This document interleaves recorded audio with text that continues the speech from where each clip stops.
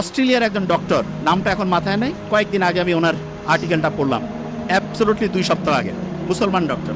উনি গাজায় গেছে, প্যালেস্টাইনের হচ্ছে যে ইয়া করছে, ওটাকে কি বলে, অপারেশন করছে।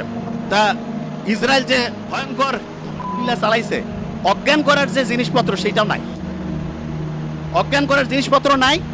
উনি জানে যে অজ্ঞান করার মাঝখানে হচ্ছে জিনিস শেষ হয়ে যাবে।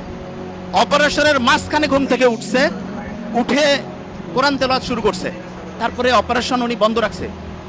তা যিনি রুগী বলতেছেন আপনি অপারেশন করেন, বলছে ইশারা করছে, কোরআন তেলাওয়াত করছে, ইশারা করছে, বলছে তুমি কষ্ট পাচ্ছ না, উনি কোরআন তেলাওয়াত করছেন। তখন ওই অপারেশনের পাশে যে আরেকজন আছে বলছে না, উনি কষ্ট পাচ্ছেন না। তা এই ঘটনাটা যখন শুনলাম তখন মনে হলো আল্লাহ যে বলছে যে কোরআন হচ্ছে শেফা, আমরা তো বিশ্বাস করি সত্যি টঙ্গর মগর বিশ্বাস, বছর বছর এরকম বিশ্বাস নাই হবে হবে কিনা।